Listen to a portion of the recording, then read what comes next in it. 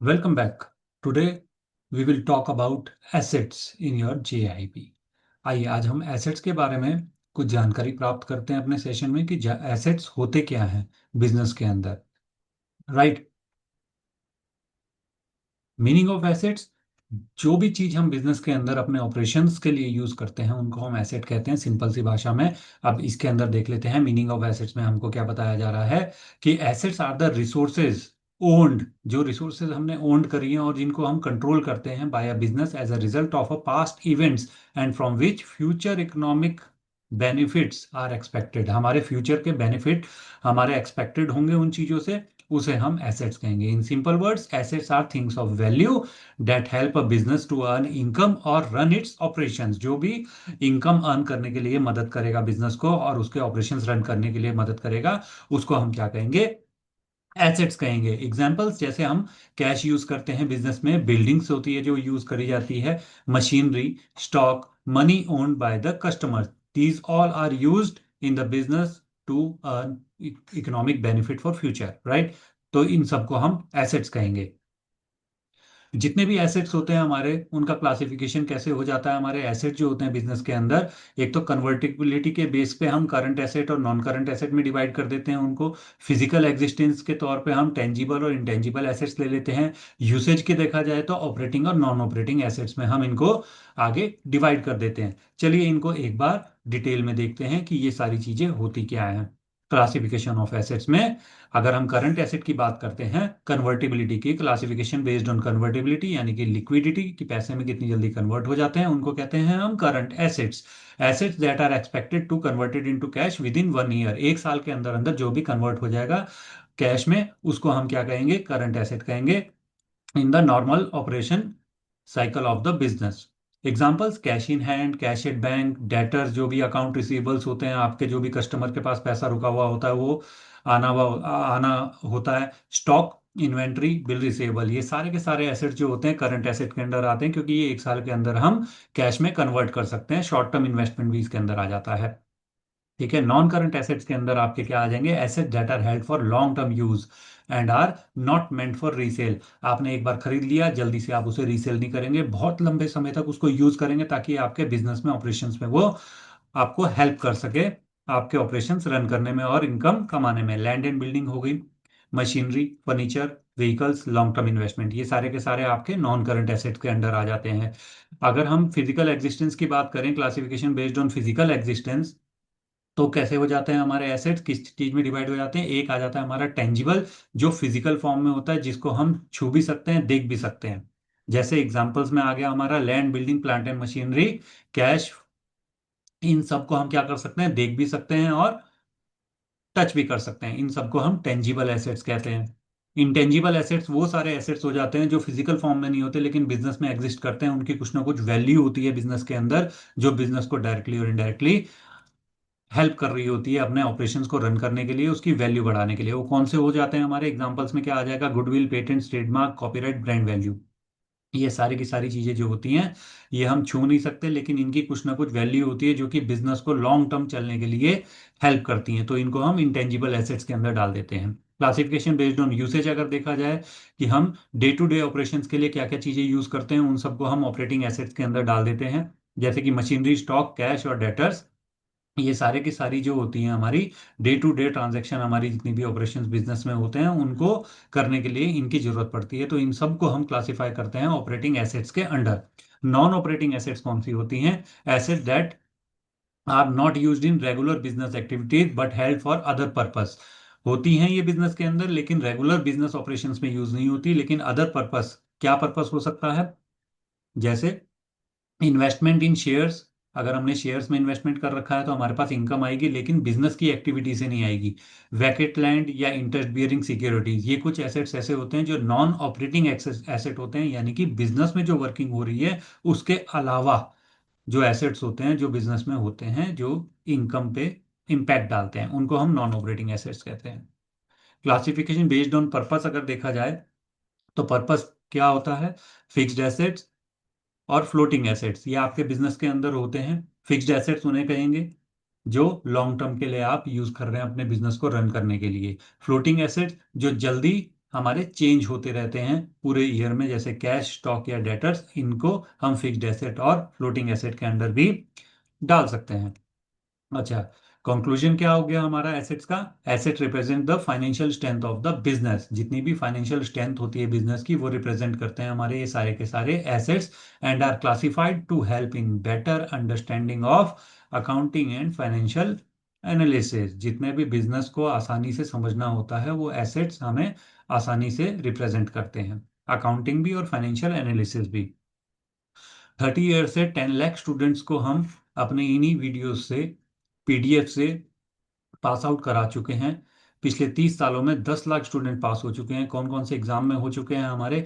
JIB, CIB या promotion exam चलते हैं, और इन सब के वीडियोज और पीडीएफ जो हैं आपको मिलेंगे NSTourSchoolOfBanking.com पे। तो आज ही एनरोल कीजिए अपने आप को और इन सब का फायदा उठाइए। चलिए आगे बात करते हैं। अभी तक हमने एसेट्स की बात करी, कुछ बात करते हैं रेयरली यूज्ड एसेट्स जो होते हैं। कौन से एसेट्स होते हैं उनके बारे में बात करते हैं। Rarely used assets typically refers to specific category of asset that are not part of bank core revenue generating operations or standard retail products. While not a standalone regulatory definition like NPAs, non-performing asset, they appear in the syllabus under various accounting and modules, operation modules. ठीक है, ये बहुत rare use होते हैं। कौन कौन से होते हैं ये रेयरली यूज एसेट्स, इनके ऊपर एक बार हम नजर मार लेते हैं ताकि हमें हेल्प हो कि कौन कौन से होते हैं। नॉन बैंकिंग एसेट्स कौन से हो जाते हैं? Assets of only immovable property like land और building acquired by the bank through the foreclosure of a mortgage और इन सेटिस्फैक्शन ऑफ अ डेप्ट। अगर हमने कोई प्रॉपर्टी ले ली है, बैंक ने प्रॉपर्टी पे कब्जा कर लिया है, कब्जा नहीं कहेंगे, प्रॉपर्टी ले ली है, तो वो अपने पास 7 साल से ज्यादा नहीं रख सकता, उसको 7 साल से पहले उसको निकालना होगा। उनको कहेंगे non banking assets, right. Intangible assets जैसे हमने ऊपर भी पढ़ा कि goodwill, patent, software licence etcetera, these are the non these are the non physical asset, जिनको हम ना तो छू सकते हैं, ना टच कर सकते हैं, ना इनको हम इंटेंजिबल एसेट्स के अंदर एएफएम में आते हैं। ये इंटेंजिबल एसेट के अंदर हम क्या कर सकते हैं? गुडविल, पेटेंट और सॉफ्टवेयर लाइसेंस को ले सकते हैं, जो कि रेयरली यूज होते हैं आपके एएफएम में। एएफएम का पार्ट होता है, बैलेंस शीट का पार्ट होता है, ये बिजनेस को इम्पैक्ट डालते हैं, वैल्यू होती है इनकी कुछ ना कुछ, तो इनको हम इंटेंजिबल एसेट्स के अंदर यूज कर सकते हैं। They are rarely use in the sense that they can not be physically liquidated और used as common collateral like tangible assets, right. Wasting assets होते हैं जो अपनी वैल्यू धीरे धीरे कम कर देते हैं आने वाले सालों में। एसेट्स, जितने भी एसेट जो भी बिजनेस में हम यूज करते हैं, धीरे धीरे वो अपनी वैल्यू को खो देते हैं। Assets that naturally decline in the value और exhaust over time such as mines और quarries in banking, these are rarely accepted as primary collateral due to their diminishing nature. क्योंकि इनका डिमिनिशिंग नेचर होता है, इसलिए ये बैंकिंग में accept नहीं होते हैं। कंटिजेंट एसेट्स क्या होते हैं? जो कुछ एसेट्स ऐसे होते हैं जो कि फ्यूचर में मिलने वाले होते हैं। Assets that may arise depending on the outcome of future event, a pending legal claim where the bank might receive the pay out. कुछ ना कुछ मिलने वाला होता है बिजनेस को, ठीक है। They are not recorded on the balance sheet but are disclosed in notes. Notes में हमें इन्हें डिस्क्लोज करना होता है, making them rarely used in active financial reporting. जब भी फाइनेंशियल रिपोर्टिंग करी जाएगी तो इनको हम अलग से दिखाते हैं, ना कि बैलेंस शीट के अंदर शो करते हैं, नोट्स में दिखाए जाते हैं। ठीक है, ये हो गए हमारे कुछ रेयरली यूज्ड एसेट्स। अब हम बात करते हैं एमसीक्यूज की। अगर इजी एमसीक्यूज आपको इन चीजों का आता है तो किस तरीके से आता है? Which of the following best defined as an assets? इन चारों में से चार ऑप्शन आपके पास आ गए। An expense of the business, a liability of the business, a resource owned by the business given future benefit और loss incurred by the business. इन चारों में से एसेट को कौन सबसे अच्छा डिस्क्राइब कर रहा है? इसका आंसर हो जाएगा आपका सी पार्ट, क्योंकि रिसोर्स जो भी ओन कर रहे हैं जो कि आपको फ्यूचर बेनिफिट देके जाएगी, वो आपका एसेट कहलाएगा। Explanation: assets are resources owned controlled by a business that provide future economic benefit. Simple सी बात है, जो भी हमें फ्यूचर बेनिफिट देगा बिजनेस के अंदर, उसको हम एसेट कहेंगे, और वो रिसोर्सेज सारी की सारी एसेट के अंदर आएंगी। अब किस कैटेगरी में आएंगी वो डिपेंड करेगा, जैसा कि हमने ऊपर पढ़ा। सेकंड क्वेश्चन क्या कहता है, which of the following is a current asset, इनमें से कौन सा करंट एसेट है। करंट एसेट के बारे में हमने पढ़ा था, जो भी एक साल के अंदर लिक्विडेट हो जाता है, पैसे में कन्वर्ट हो जाता है। आंसर आएगा आपका सी, क्योंकि कैश, ऑब्वियसली बात है, पहले से ही हमारे पास कैश लिखा हुआ है। ये जो है बिल्डिंग, मशीनरी और फर्नीचर, ये थोड़ा टाइम लगाएंगे, लंबे समय के लिए होंगे, तो इसलिए इनको काउंट नहीं करेंगे। Cash can be used immediately and therefore it is a current asset. Moderate MCQs की बात करें अगर हम, थोड़ा सा डिफिकल्टी लेवल अगर बढ़ जाता है, तो किस तरीके का आ सकता है question. A bank acquires a commercial building after enforcing a mortgage due to default by the borrower under the banking regulation act, which of the following statement is most appropriate regarding such an asset. अगर bank ने acquire कर ली है ये commercial building किसी default के कारण, तो इसमें से कौन सा ऑप्शन हमारा सही होगा। Bank can retain the asset permanently, bank जो है उस एसेट को परमानेंटली रख सकता है अपने पास as a part of its fixed asset, या फिर asset is treated as an intangible asset and amortise, या फिर अब इंटेंजिबल तो हो नहीं सकता क्योंकि कमर्शियल बिल्डिंग है, तो ये ऑप्शन तो हमारा गलत हो जाएगा। The bank can retain the asset permanently, ये भी नहीं हो सकता, परमानेंटली रख ही नहीं सकता है bank. The bank must dispose of the asset with in the prescribed period, it is a non banking asset. Yes, third part is the correct answer. The part is the asset can be used as primary collateral for the further lending. No, this is not. तो answer इसका क्या हो जाएगा हमारा, C part. Asset acquired by the bank through foreclosure or recovery of dues, generally immovable property, are classified as non-banking asset as per the Banking Regulation Act. Banks are not permitted to hold such asset for a long duration. Long समय के लिए वो नहीं रख सकता, 7 साल, generally up to 7 years. These assets are not part of core banking operation and must be disposed within a stipulated time. Right? Last question पे हम आते हैं, which of the following asset is not recognized in the balance sheet but is disclosed in the notes to account as per accounting principle। अगर हम देखें कि इसको हम बैलेंस शीट में नहीं लिखते हैं लेकिन नोट्स टू अकाउंट्स में हमें दिखाना पड़ता है एज पर अकाउंटिंग प्रिंसिपल, तो वो कौन से एसेट हो सकते हैं। गुडविल हो सकता है, या सॉफ्टवेयर लाइसेंस, या wasting asset such as quarry, या contingent asset arising from a pending legal claim. इन चारों में से हमारा आंसर क्या हो सकता है, D part, contingent asset arising from a pending legal claim.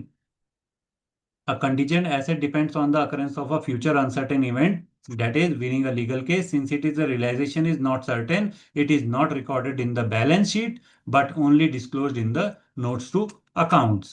Goodwill and software license are intangible asset, that's why हमने उनको include नहीं करा है। And wasting assets are tangible but depreciating in nature, इनकी वैल्यू धीरे धीरे कम हो जाती है, तो इसलिए हमारा डी पार्ट जो था इस क्वेश्चन का आंसर था। अगर हम इसकी डिफिकल्टी लेवल और थोड़ी सी बढ़ा देते हैं, मल्टी स्टेटमेंट अगर एमसीक्यू आपके पास आ जाते हैं तो किस तरीके के आ सकते हैं। Consider the following statement, current asset are expected to convert into cash with in 1 year, बिल्कुल करेक्ट स्टेटमेंट है। Fixed asset are purchased for resale in the normal course of business, ये स्टेटमेंट आपका गलत है, यानी कि हमारा पहला सही है दूसरा गलत है। हमारे पास ऑप्शन क्या है, बोथ स्टेटमेंट आर ट्रू, नहीं, statement one is true, statement second is false, correct, and both of these are wrong, तो हमारा बी पार्ट इसका आंसर होगा। Current asset are short term, क्योंकि एक साल के अंदर हम कैश में कन्वर्ट करते हैं। Fixed asset are used in business, not purchased for resale, ये रीसेल के लिए नहीं खरीदे जाते हैं। अगर लास्ट क्वेश्चन को देखें हम, तो वो किस तरीके का आ सकता है, consider the following statement, debtors are current assets, debtors current assets होते हैं, हाँ जी करंट एसेट होते हैं, क्योंकि एक साल के अंदर हम इनको पैसे में कन्वर्ट कर सकते हैं। Goodwill is a tangible assets, नहीं, टेंजिबल नहीं होता, इंटेंजिबल एसेट होता है, छू नहीं सकते लेकिन इसकी वैल्यू होती है बिजनेस के अंदर, तो हमारा स्टेटमेंट वन जो है करेक्ट है। एंड सेकेंड इज फॉल्स, इसका भी आंसर हमारा सी पार्ट होगा। Debtors are expected to pay soon, so they are current assets. Goodwill has no physical form, so it is intangible. Hope आपको आज का एसेट्स का सेशन समझ में आया हो। Thank you very much. This is all for assets. Thank you very much.